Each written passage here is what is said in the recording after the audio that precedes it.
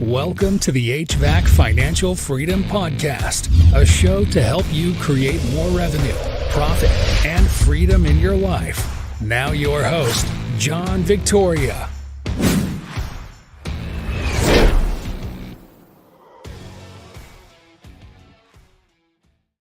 Hello and welcome everyone to the HVAC Financial Freedom Podcast. My name is John Victoria, your host, and we are with the lead ninja himself, Mr. Gene Slade. Welcome to the show. Thank you for having me, big dog. Good to finally be here. 100%. And yeah, I'm excited because we are just catching you. You just arrived back from Austin, Texas. You're at the Profit Rocket event, which looked amazing. Everyone has a great time learning. I guess to kick us off, how was it? How was the experience and the energy out there? Man, I've been to a lot of events, and this one, I hate to say it, Victor. I hate to say it, but this one was absolutely first class, right? Good information, right? I think the highlight for me, from a speaker perspective, would have been Michelle Van Beek.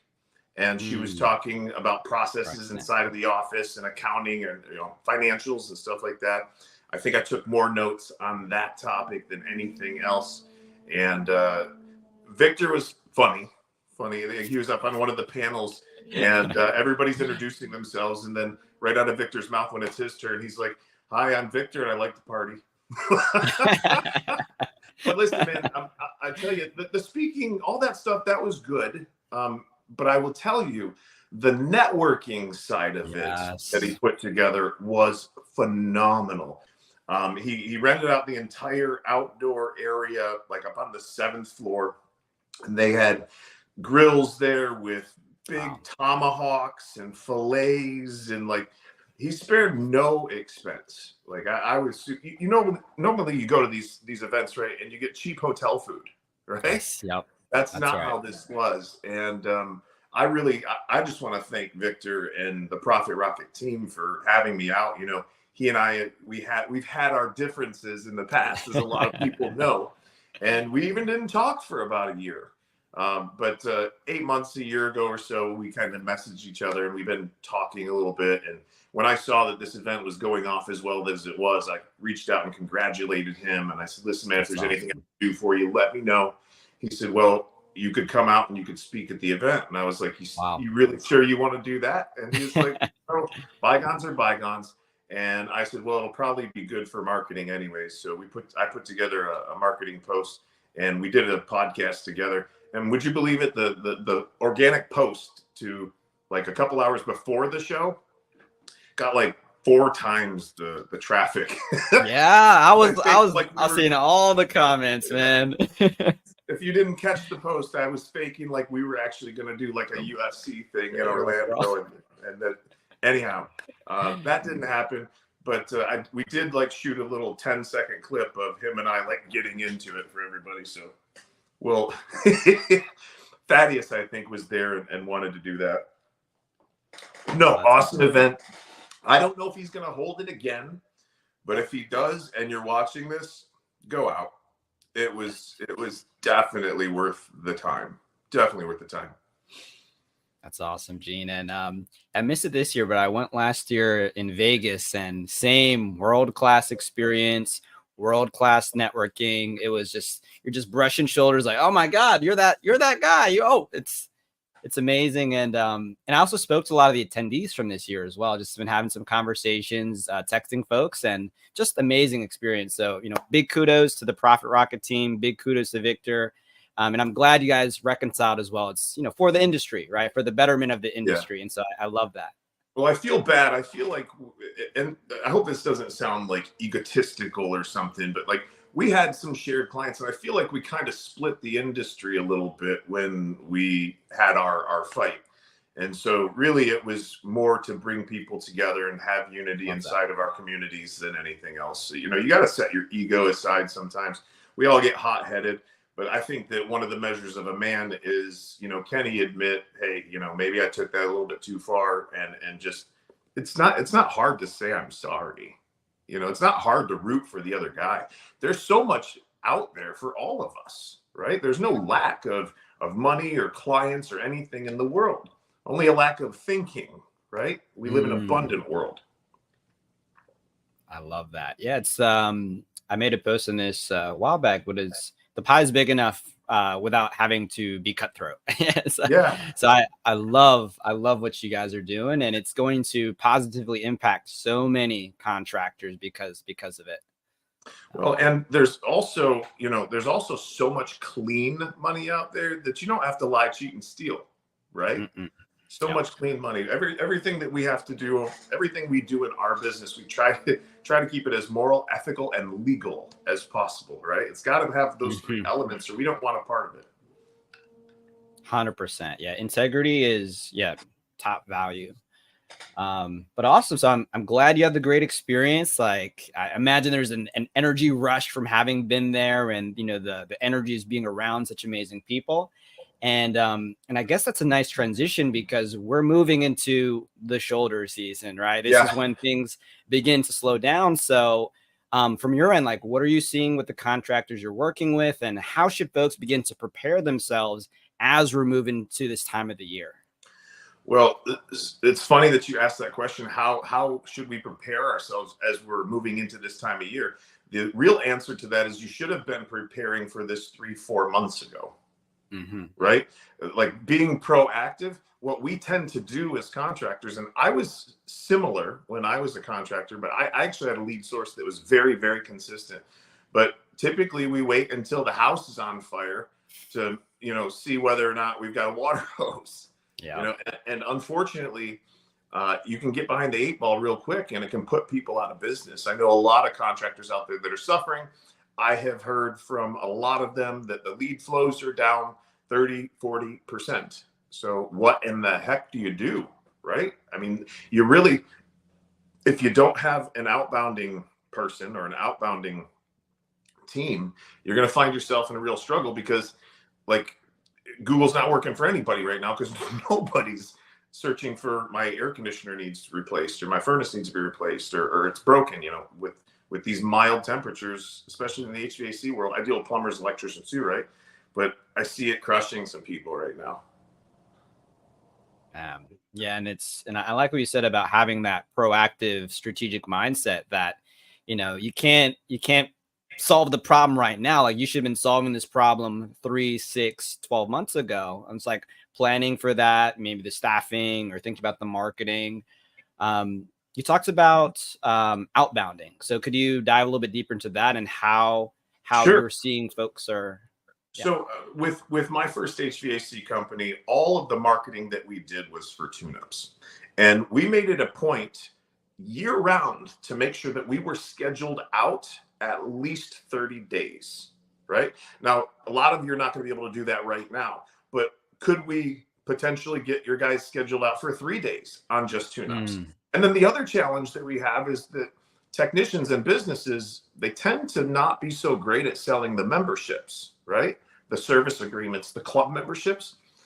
And guys, if you're not good at selling the club members, you don't have a bunch of club members, why can't you just reach out to your existing client base and just offer them a tune-up? I mean, even if it was a free tune-up, that's still going to be cheaper than going out and spending $150, $200, $250 on a lead from one of the ad sources, right? You've got this existing client base that you haven't nurtured, right?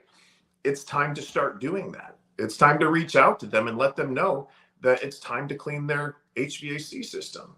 And I've had contractors that I've been talking to over the last couple of days, and I hate to date the show, right? We're in early October, but I had a brain fart for just a minute. No, I know what it was. I was talking to a contractor yesterday, and he's like, it's not really time to do furnace tune-ups yet, otherwise we'd be booking them. I'm like, what do you mean it's not time? Like, these maintenance agreements are scheduled service, right? Not demand service. And they're supposed to help you guys fill those times like this, like that you call a shoulder season. There really truly shouldn't be a shoulder season. We should have planned for this.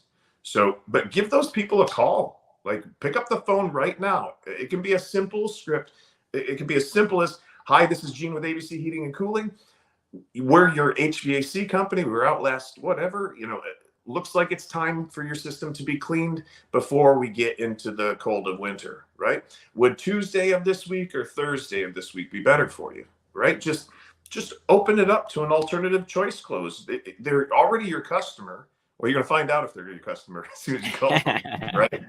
But just make the telephone, it's still one of the most powerful devices, like, for your marketing.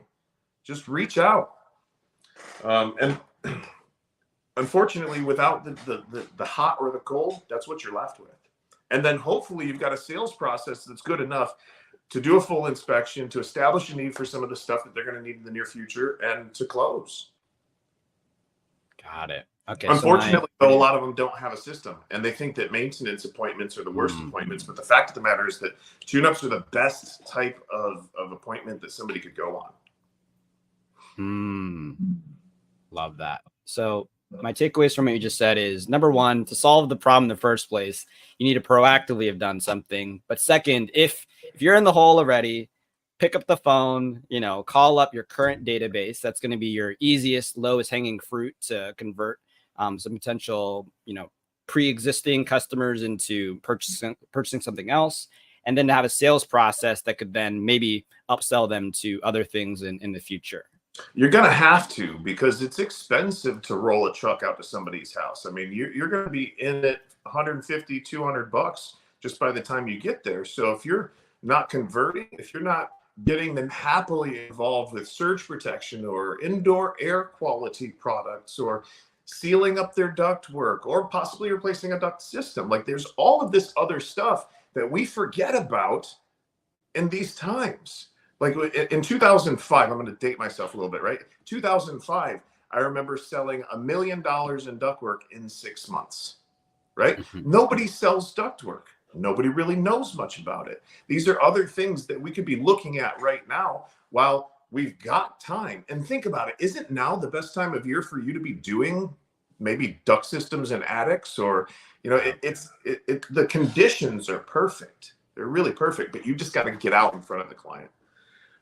And John, you and I know there's also another solution that we people don't know about yet, but we'll probably drop that here on the show.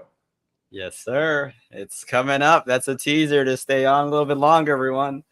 Now here's the question for you. I got this statement from someone I had a quick dinner with. He was saying to me his experience in HVAC. He used to work for a company, and if he heard what you said, he would think something along the lines of, man, well, I don't want to go into a home. Like, they only invited me to do this one thing. I don't want to upsell them. I think there's something moralistic where he's like opposed to it. And so I'm wondering, like, how would you coach a client like that to be more open to, hey, like, it's not a bad thing to see how you can deliver value in other ways. Like, how would you coach him in that situation? I think the first thing I'd ask him, John, is there a good reason other than money for everybody to own a HEPA filter? Like, is there a good reason other than money? Like, if all this stuff was free, should everybody have it, and why? Right? So why? It's going to extend the life of the heating and air conditioning system by keeping it clean. Number two, it's going to help people with respiratory problems. Did you know that 1 in 4 people in the world have got zero ability in their body to fight mold? That they actually lack the marking system for the white blood cells to come in and destroy it. So they're massively exposed. So if 1 in 4 people have got zero ability to fight this mold, and when you breathe it in, it actually enters your lungs and your bloodstream through your lungs. And if there's, how many people are there in an average home in the United States, John? I guess like 4 to 6 around that. Yeah, it's about 4. So if there are 4 people in every home, and 1 in 4 people, wow, yeah, have got no ability. If you go out there and you don't open your mouth, are you doing something to them or for them? If your son or your daughter or your mother had this condition, had breathing problems, had one of the hundreds of different side effects that come from breathing this stuff in, and I came out to your house and I had a solution that would help her to live or him to live a better life, and I didn't bring that up, am I serving them at the highest level? Right? So you got, if you really care about people, you'll have the courage to stick your neck out and then potentially think that you're trying to sell them something. But if at the beginning of the call, you let them know, look, I'm here to do a tune-up on your heating and air conditioning system. And while I'm doing that, I'm going to go through your system with a fine-tooth comb. And at the end, I'll have a report for you. Now, should I find any deficiencies, and I'm not saying that I will, would you like me to share them with you? Like, they're giving you, if you ask that question up front, they're going to give you permission to do that. And before you share those findings with them, you come back and you say, hey, do you remember earlier when you said that if I found any deficiencies that you wanted me to share them with you? Yeah, I remember that, Gene. Do you still want me to share them with you? Yes. Right? Now you've been given permission twice. If they say no, then fine. You don't have to. But I've had people that said no. And when I came back to them with my findings, I said, now, do you remember earlier when you said that if I found any deficiencies, you did not want me to share them with you? And they went, yeah. Do you still not want me to share them with you? Right? And most of the time it just flips them, right? They're like, go ahead. And they end up turning into a buyer. But you've got to come from a place of love, y'all. Like, you have to come from a place of doing something for somebody. I'm willing to stick my neck out and possibly have a customer get upset with me or call me a name or accuse me of trying to sell them something in order to enrich and better their life. It's worth it. Like, but you gotta really start caring about your clients. And sometimes it's hard to do that when you're constantly at battle with them because you don't have a proven process to get them happily involved with this stuff. You don't know what you don't know, right? Which is where we at Lead Ninja come in. Teach those processes. I love that. And that's how I would handle that. That's how I would coach that person. And it's beautiful, right? It's nothing happening externally. It's like, what's in between these two little suckers right here? It's like, yeah, oh, I have these beliefs about this is the situation. And it's really it sounds like a reframe of like, I'm doing it for them. Like, their family, like statistically 1 out of 4 of them could really need this, right? Yes. For like to live a good life. Yeah. And you were talking about reframing, right? What's happening there psychologically is this person is making a prediction about something that could happen.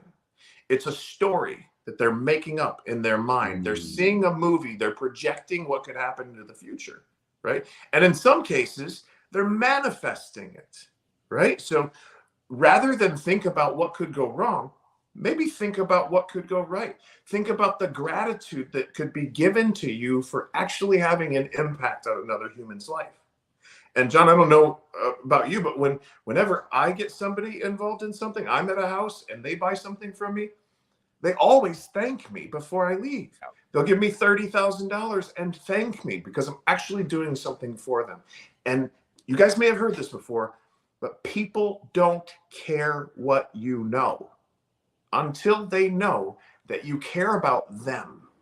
Once they know that you care about them, this is not a sales situation anymore. It's somebody coming in and helping somebody who's got a problem. So if you can get that in your heart and get that in your brain, it'll make a difference for you guys. I love that. That's an amazing thing. I think it'll bleed over more into just, of course, this is like expanding the services, but I feel like this sort of attitude when spread across the company, like it's just going to lead to even better customer service. I got chills right now, man. Like I'm really so passionate about that. I really am. We're in a people business, and I didn't really begin to have true success in my career until my purpose really shifted to be about human beings, and specifically about the people of this industry, the technicians who are running 50, 60, 70, 80 hours a week that don't have any time with their families. Like, I want to help those guys to work less, to make more money, and to get home for dinner on time. How many times have you guys missed dinner with your families or tucking your kids in because you're out serving somebody else. I don't know if you know this, but if you increase your value to the company, you increase your production, the company will give you certain considerations for that. Like the more that you produce for them, the more leniency and flexibility they tend to give you. And John, like I can't tell you how many people I've seen come into our programs and they don't work weekends anymore. The boss actually gives them control of their schedule because they're putting $5 or $6 or $7 million a year in the hopper, right? So please remember that, guys. The better you get at this, the more you get control of your time. So if you don't have the time that you want right now, increase your communication skills. You're only ever going to be worth about 40, 50 bucks an hour with these hands, okay? But if you use this tongue and this brain, make as much money as you ever wanted. And making money is not bad, guys.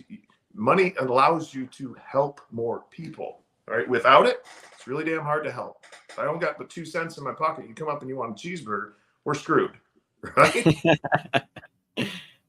Love that. That's amazing. And it's a great I love how you touched into your why of like why you're doing this in the first place. It's I can feel it off of you. And so I love it. You were giving me goosebumps as you're saying that.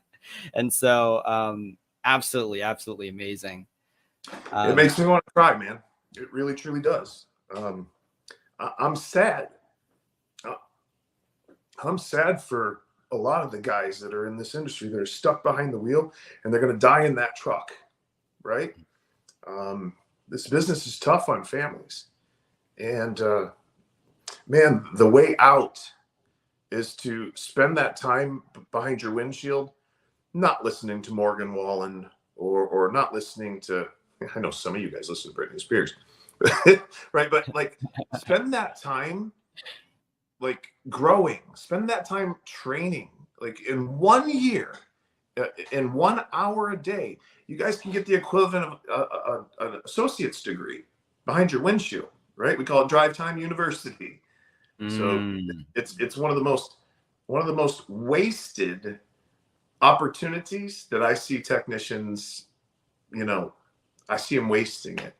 And the ones that don't waste it, the ones that focus while they're there and focus on increasing their communication skills, they go to the moon. I just had one guy who literally closed $1,050,000 in sales in 1 month. Wow. Like it used to be $1 million was a great number for a year. Right now, we're looking at hitting that on a monthly basis. So I don't know how I got on that, man. Sometimes my brain goes left. No, let's. I'd love to dig into that a little bit later. But yeah, this idea of maximizing the time that you're spending anyways. I've heard it called double time. So it's like if you're doing chores or if you're driving. I mean, you can just plug in an audio, like you'd be listening to a podcast or listen to some video training and double time, like you are doing the thing you need to do, but you're also growing personally and professionally as well. John, I got to take my own advice too, right? This was advice that was given to me years ago. I had a mentor and I remember I went into a slump. This is when I was in Michigan and I just felt like I couldn't close a door, right? And so I called him up and I'm like, man, I don't know what it is. I was doing great last month. And then this week, I just can't seem to close a freaking door. And he said, what are you listening to while you drive around? And I went, oh, crap. I got to go. Bye. I literally hung up on him. And I went over to, at that time, Books A Million and bought myself like 4 CDs at the time, right? Dating it again. But 4 CDs, like The Millionaire Next Door, one of the Robert Kiyosaki ones, one of the Susie Orman ones. Like I was just like, let's get back into the right mindset because look, we have 30,000 thoughts a day, right? And like 90% of them are negative. Like we're wired negative. So if we can get that positivity in, man, it'll make all the world a difference. Love it. And I guess just recommendations, top 3 audiobooks or things or something that someone could be listening to as they're wanting to grow themselves and they're driving or doing chores. Oh, man. So I think that my favorite in the last couple of years has been Relentless by Timothy Grover.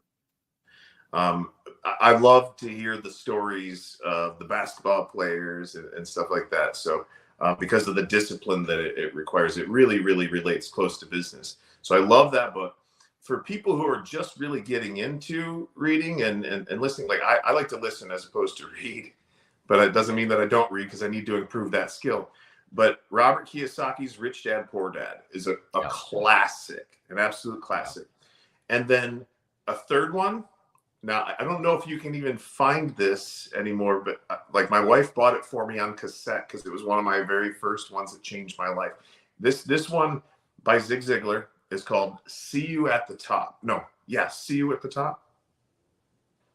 Sell Your Way at the Top. I don't know, but it was like 8 cassettes. Going to the top. Yeah.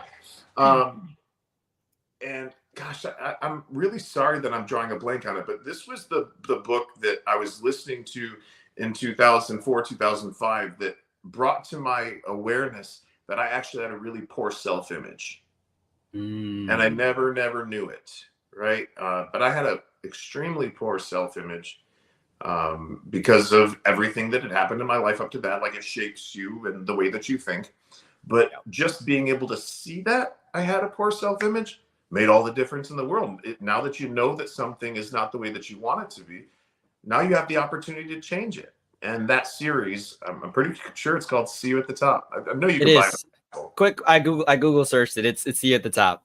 Yeah, from back in the day. I had an old mentor that had lent me those cassettes, and I listened to them on one of those little recorders that used to set on a table that would pop up and you stick the cassette in, right? Yeah.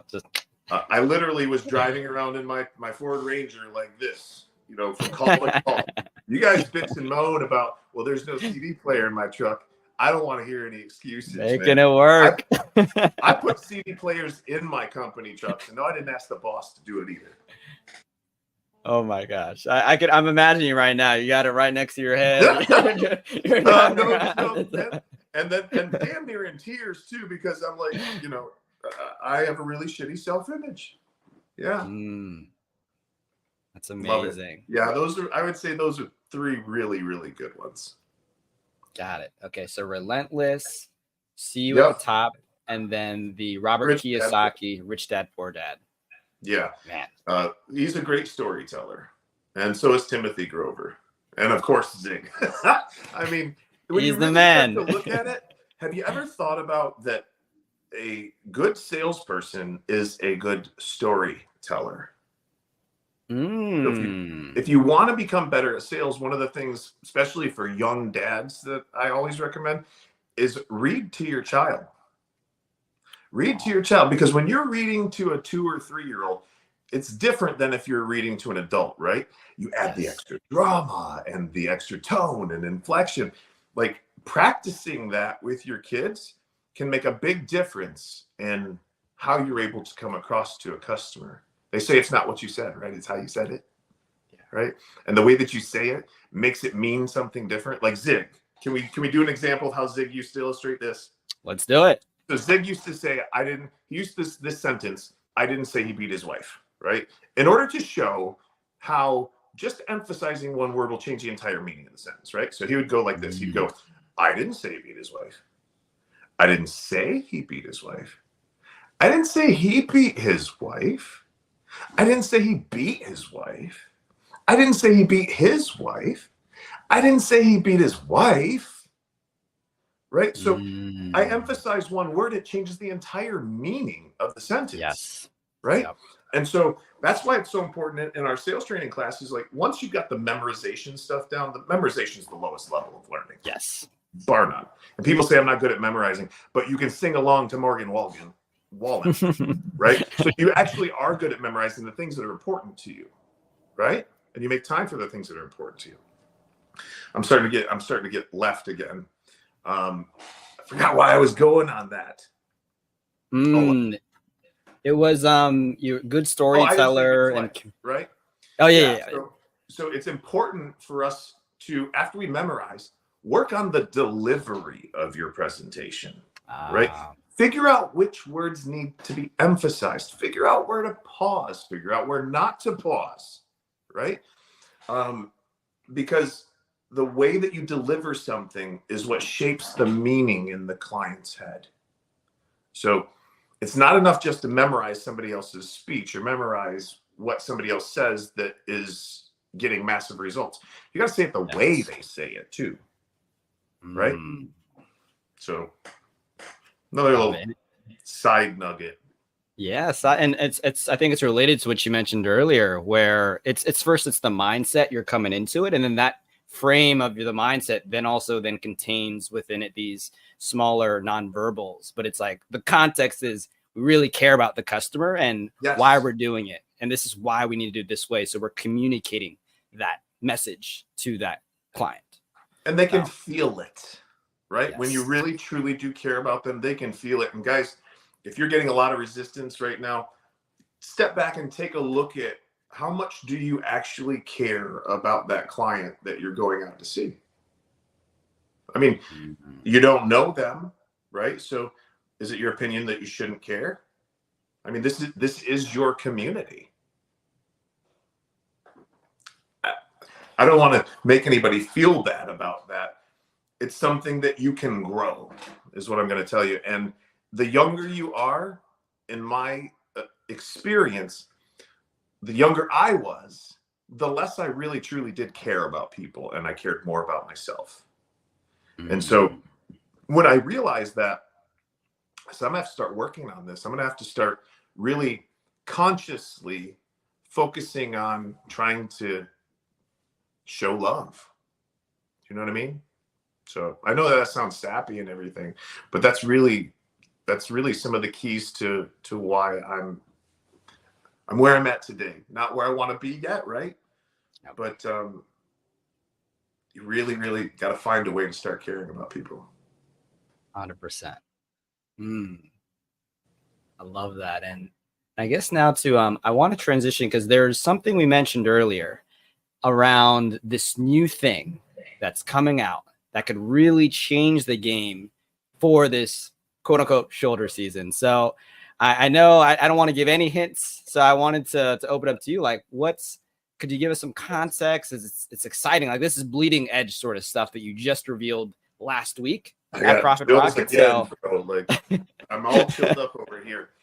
So I've seen certain problems inside of our space, the skilled trade space and the communication side with the client and the shoulder seasons and all this.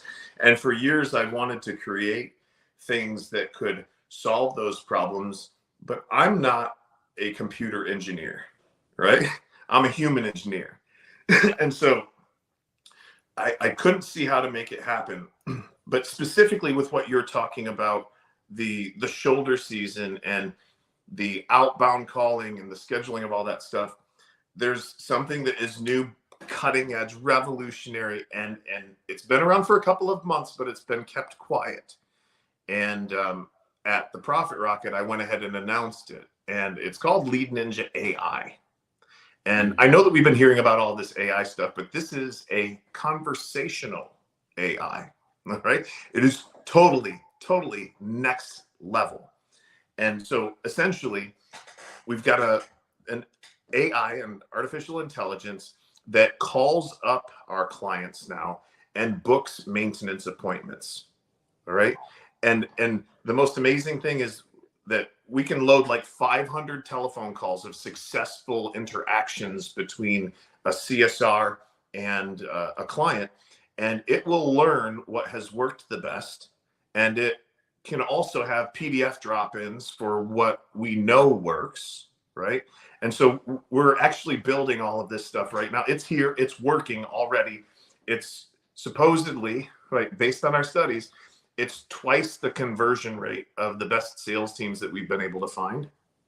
And it's 1/5 of the cost of an outbound agent.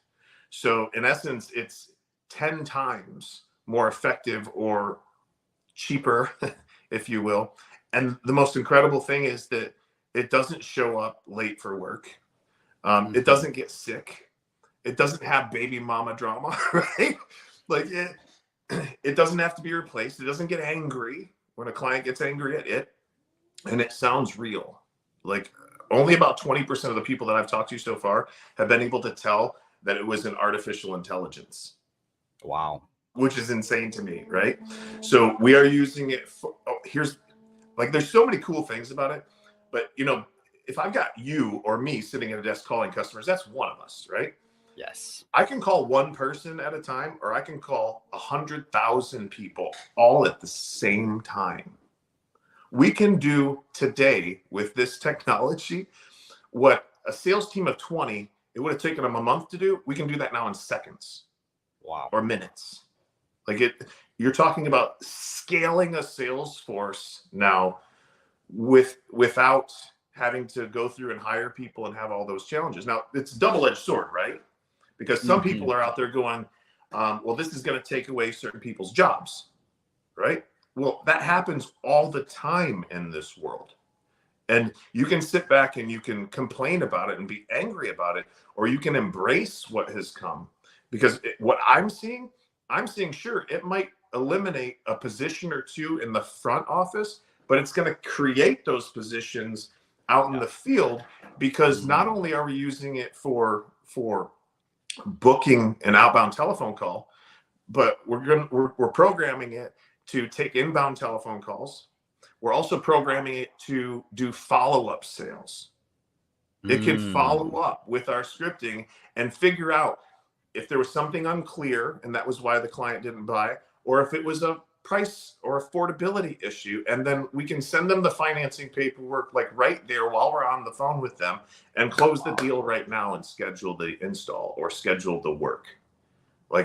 And follow-up is an area that you probably know salespeople suck at, right? Especially in our industry, because we're constantly used to getting force-fed leads, right? There's almost always all the leads that you want until there ain't, and then you don't know what to do.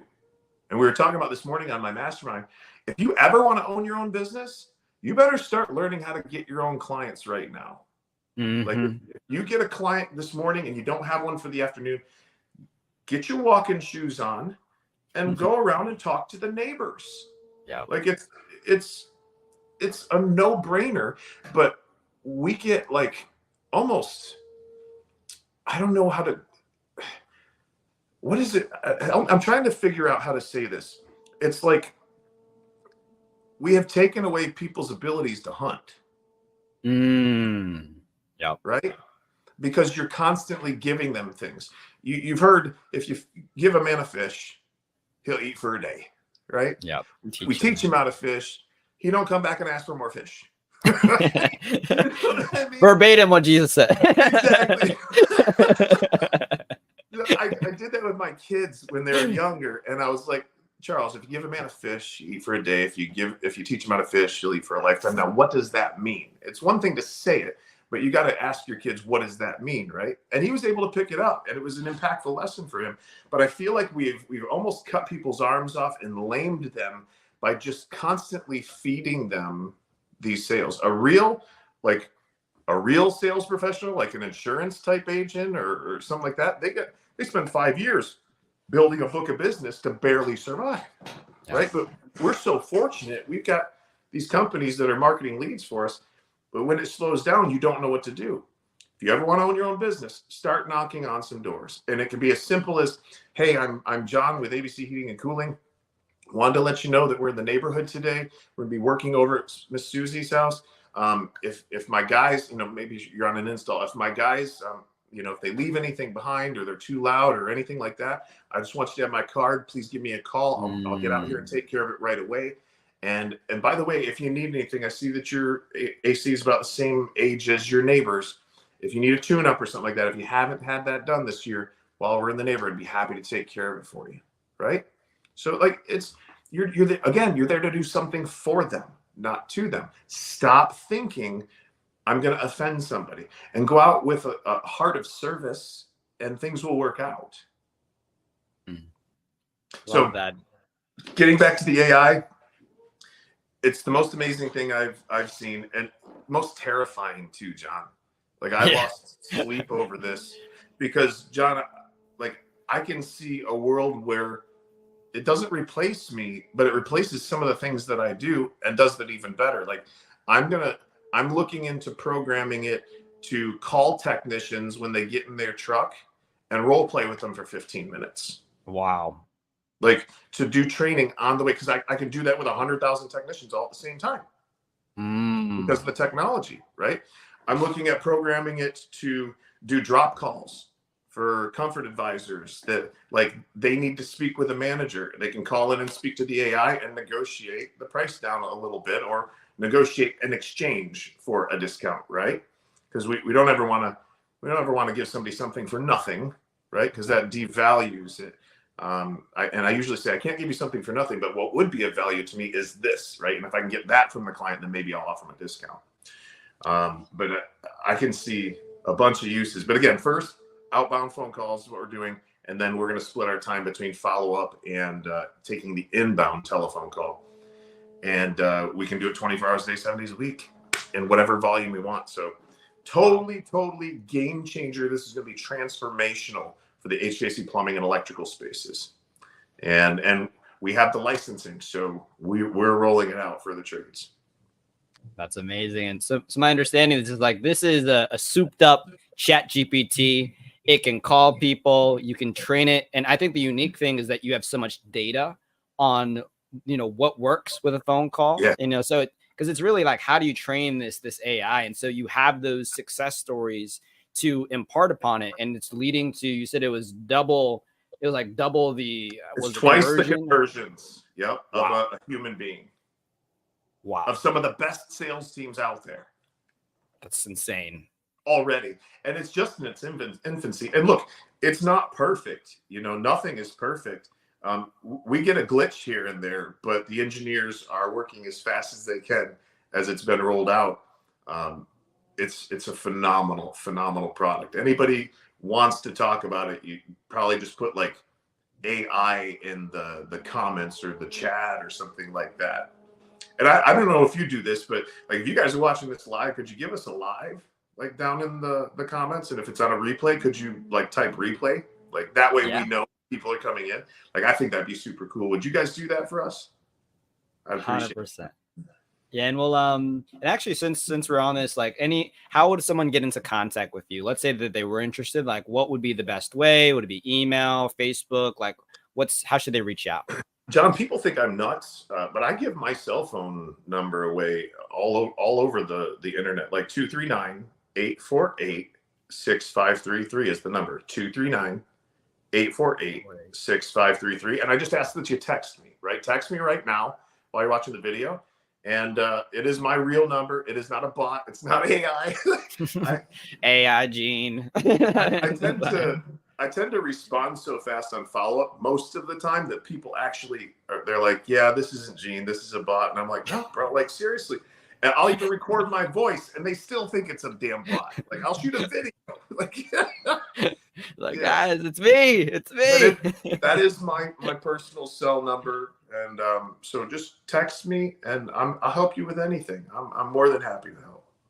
Doesn't even mean that you'll get charged. Like there's several people that come to me on a monthly basis that like they're just not ready and they need to take advantage of the free stuff that we've put out there first, grow a little bit before they can really participate with us. Awesome. And I think so we're closing on the hour in about 15 minutes, but what I'd love to close this out with is some mindset. So I know you talked briefly earlier about your self-image and how that's coming across. And then also you talked about mindset when coming into the home. If you're coaching someone right now who might be worried or concerned, these economic conditions, shoulder season, I didn't prepare. Like, how would you coach them to get into the right mindset to really succeed and thrive in this last quarter of the year? So I'm the perfect person to ask about this. Because in 2008, that's when I actually started my business in like March of 2008. And then we all know what happened around September. Like everything came crashing down.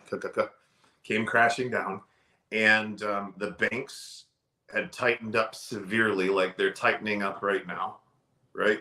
And things were not looking good. And I was listening to talk radio on a regular basis. And one of my doctor friends, I went in to get an adjustment, a chiropractic adjustment, and he asked, we always had little conversations, and I had shared with him some worry because everybody's in a panic. And he said, Gene, you need to shut off talk radio. Like, shut it off entirely. It's not good for you. It's not good for your soul. You have to shut it off. Right. And that was the last day that I listened to talk radio, even though I was on talk radio as a talk radio host for many years after, but I never listened to it again. Right. Because business is never good or bad out there. Business is only good or bad between these two things right here, between your ears. And so my mindset shifted immediately. And I said, you know what? And this is what everybody really pay attention to this. This is important. I said to myself, look, if I'm thinking that way and I'm human, there's got to be a lot of other human business owners out there that are thinking the same way.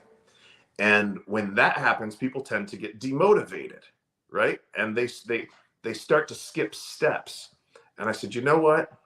If everybody else is in that mindset and I can stay out of that mindset, what I'm going to do is I'm just going to go take everybody's customers who's sitting back thinking that this is a bad time. And John, that's exactly what we did. We doubled from 2008 to 2009, 2009, 2010, 2010, 2011. We doubled year over year over year because I didn't have the broke mentality, the poor me thinking. I intentionally shifted it and began to say to myself over and over again, things are absolutely great out there. Buyers that see me have got the money to buy, like all of the positive affirmations that I could, because there's enough negativity out there without having a financial crisis in a country. You know what I mean?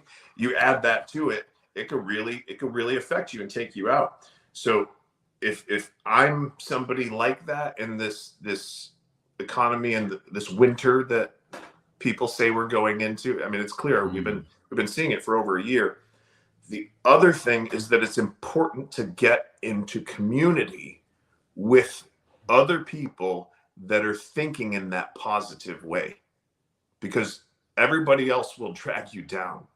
So, like, as soon as you can and as quickly as you can, get involved with a group that will help you to increase your attitude and increase your economics. Okay.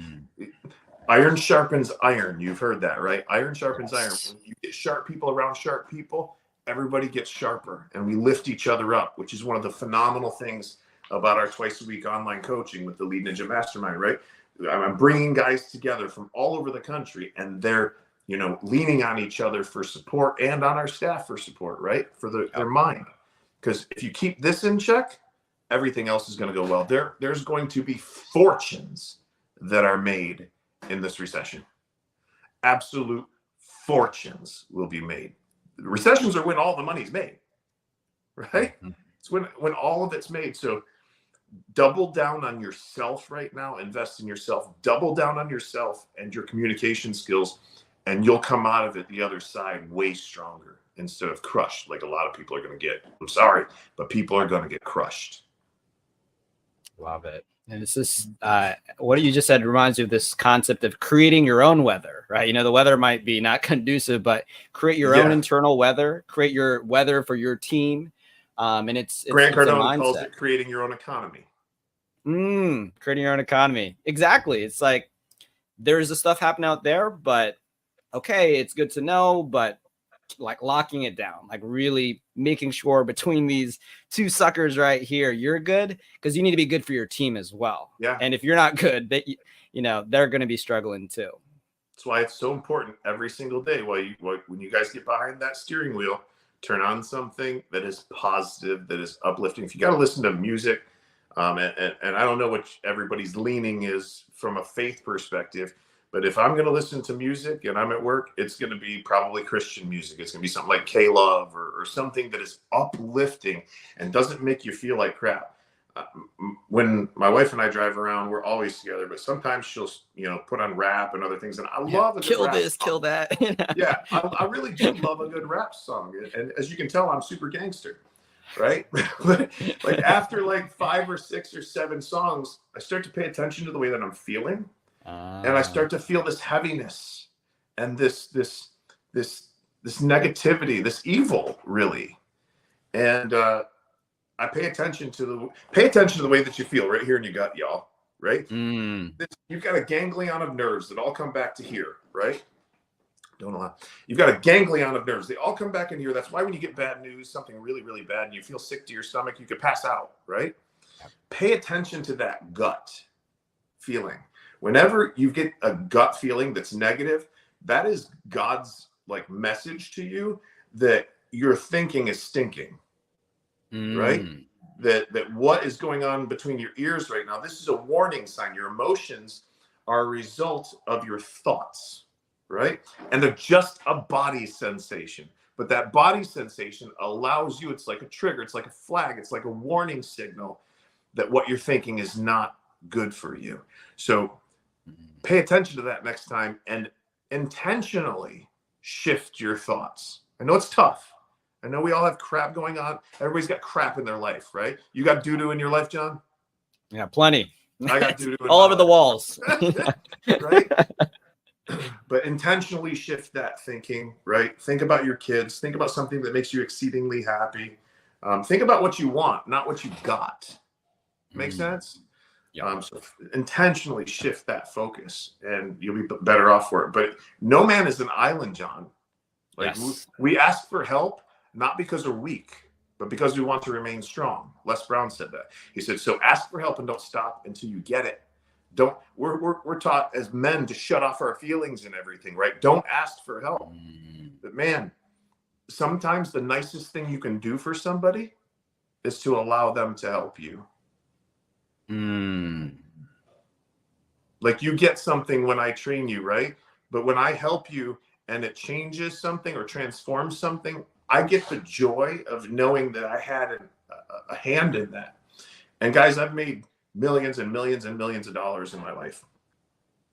But nothing comes close to somebody calling you up and thanking you and saying, bro, I'll never be the same again.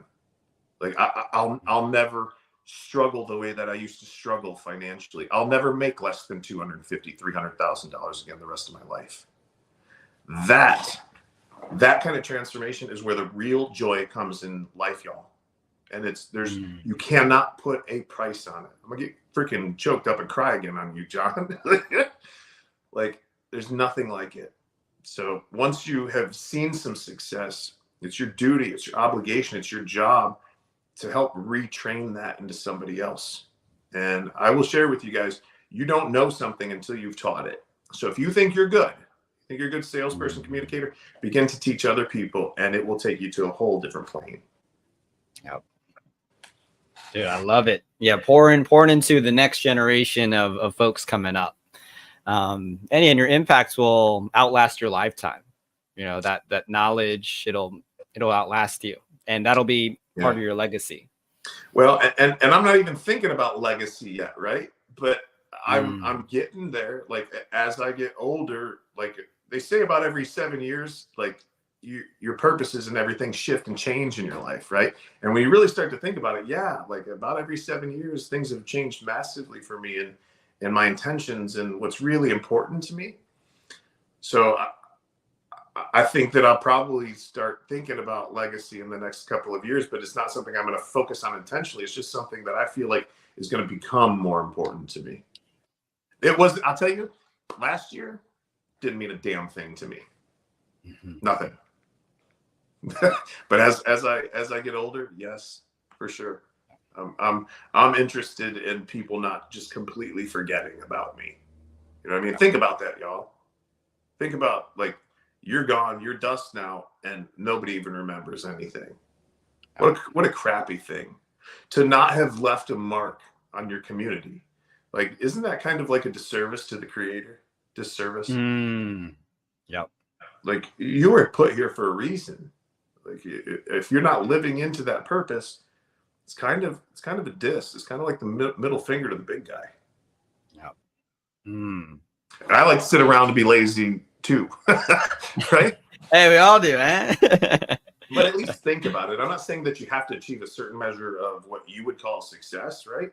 But just be mindful that you were put here for a reason and you're put here to serve. And there's something unique inside of you that you have to give other people. And it might take a while for that gestation period for that acorn to become an oak tree. But think about it. Man, you get my feels too, man. Bro, I'm having a good time. Oh man. So now let's I had a good friend say this to me. He was on one of our past podcasts and talks about, we don't want this to be entertainment, we want this to be education. And really the gap is if people actually do something with this. And so if you were to share with everyone, like, you just listen to this podcast, we talked about AI, we talked about shoulder season, mindset. Like, what would you say? Like, you need to do these 3 things upon leaving here, make that change and really grow your business and grow your life. Like, what would you say are those top 3 takeaways or actions? No, I can't say that my mind won't be changed later as I think about this more, right? But top 3 things. I'm going to be preaching to myself here too, John. So about 8-9 months ago, I started to take my physical fitness a little bit more seriously. As you get older, you're either going to be in pain from working out or be in pain from not working out. Right? Yeah. So I've begun to take care of my body more. I've begun to get back into the gym. You wouldn't know it by looking at me. Like, my muscles aren't big, but I used to be a collegiate wrestler. And so I used to wrestle too. I was in Taekwondo. I was in boxing. Like, I have an extensive combat. Like, I loved that. And I've been away from it and in the business world for so long that I kind of gave that up. And I looked in the mirror and I wasn't happy with myself. I can tell you, as my body has started to change, it's also affected my self-image, right? And the way that I think about myself is super important to my productivity and to my ability to give to my family. So number 1, I would say, get up in the morning or afterwards. I know it's tougher after work, but just get your body moving. Okay. You don't have to go so hard that you're sore the next day. Who's the guy, Terry something from America's Got Talent, the host. I don't know his last name, but Terry something. Terry Crews? You might be right.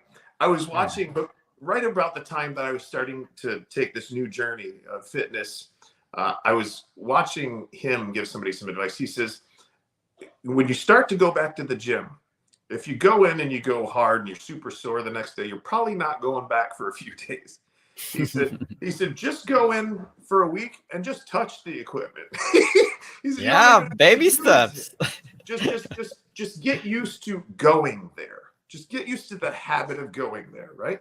And so that was what I did. I just started walking half an hour a day.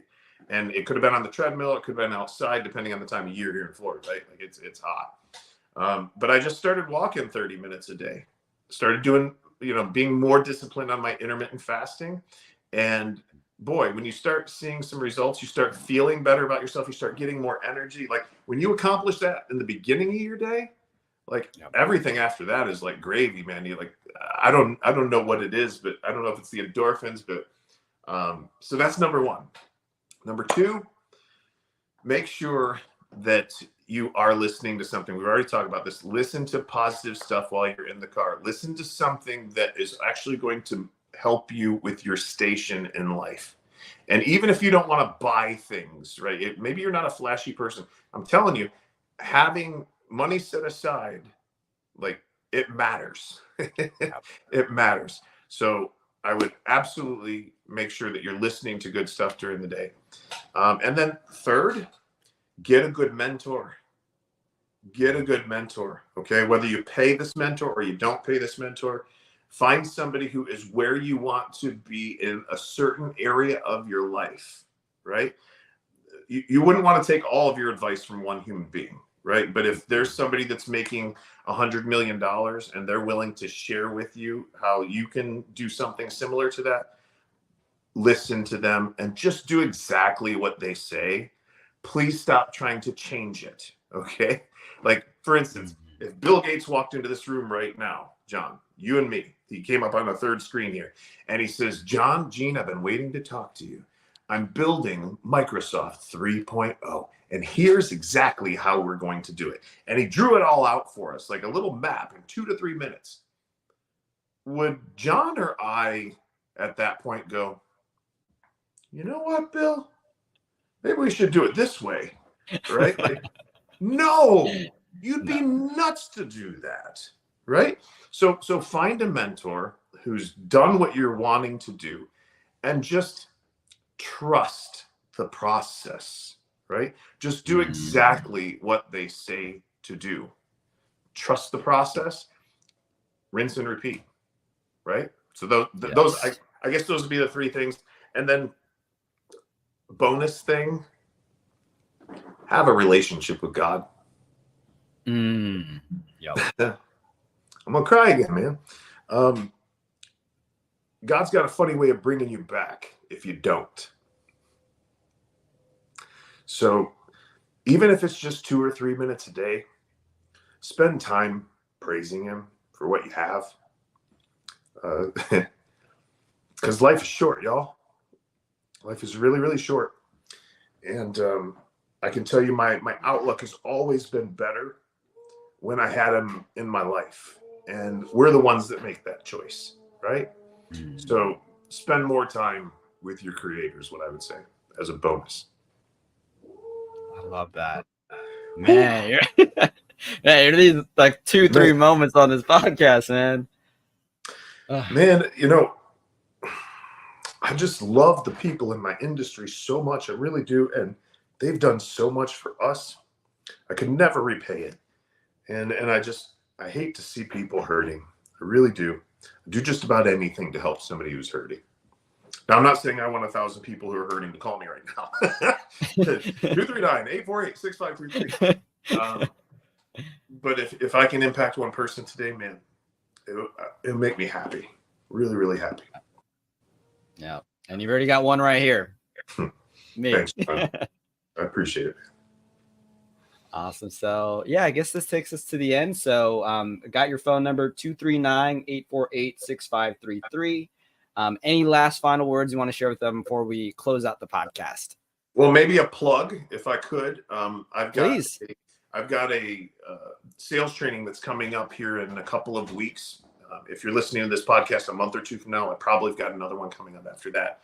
But we do it a little bit different, John. I rent out these big homes, call them mansions, 16, 20, 30,000 square feet. And we literally live with our participants for 3 days. Wow. So we'll bring in 24 or so people into one of these places. They usually have a huge theater room. So we'll teach in the theater from like 9 to 6, something like that. And then afterwards, we all stay together. Like we'll move from the theater over to another area of the house and we might have a couple of drinks. We'll have some food, but those conversations that happen afterwards are just as valuable as what happens in the The other reason that we do that, John, is because like I've been to events over the years and I know that like when you go to a town that you're not, familiar with, and then you're in a class and then everybody goes to their hotel rooms and nobody's together, there's a temptation to get in trouble, right? To go out and do things that you shouldn't do. And we're about family at Lead Ninja. And so I try to keep everybody together, create an environment where nobody wants to leave or has to leave for anything. And so that event is coming up October 25th through the 29th of this month. So if you guys want to text me, or you can put like mansion down in the comments, whatever social platform you're on this, be happy to get you more information about that stuff. Absolutely 100% transformational for you and your team. And I've got a money back guarantee on that product. So if you come and you experience just the first day and you don't feel like it's worth your money already, like 10 times, I'll just give you your money back and you can leave. Never had it happen before, but I'm willing to put my money where my mouth's at on that. I think we've got like 8 spots left. Okay, so, 8 spots left. Yeah, that was fun, man. Mansion Bro, in and out. Dude, there's an arcade in there. One of the places has got a bowling alley, lazy rivers in the backyard. It's like sound systems going crazy. Like it's just gorgeous. They got those Samsung frames on the wall all over this place. I don't know if you've seen it. It looks like a freaking picture, but it's a TV. Like really, really cool places. But The house is nice, and one of the other reasons we do that is because I want people to, like, I leave a letter on everybody's bed. Like, I want them to start like envisioning owning something like that. I want to stretch people, stretch their imaginations. You know, we're told no, like, I think something like I think it's like 40,000 times or something by the time we're 5 years old. It's no wonder people give up on their dreams, right? So I want to help to expand and stretch people's minds and thinking. But that's enough about that. Hit me up, text message if you want, and I'd be happy to help you guys with that. Awesome, Gene. Well, Gene, thank you so much. This was amazing. I mean, there's tons of moments where I'm like leaning in or like also feeling it as well with purpose and legacy. And I want to say thank you for being so generous to come onto the podcast. Thank and you. also the beginning as well, like bridging the connections as well, just to do it in service of the industry. So I want to say thank you. I'm excited for your legacy. I already know you're going to have a huge impact on so many people. And yeah, just really grateful to have you on. I'm grateful to be here, bro. Thank you. No, thank me. Thank you. I appreciate it. Thank you for the platform. Thank you for the stage. You're helping us to reach those other people, which I'm immensely grateful for. So thank you. Thank you, Gene. And thank you as well for everyone listening. So this about wraps it up. Take care, everyone, and we will catch you on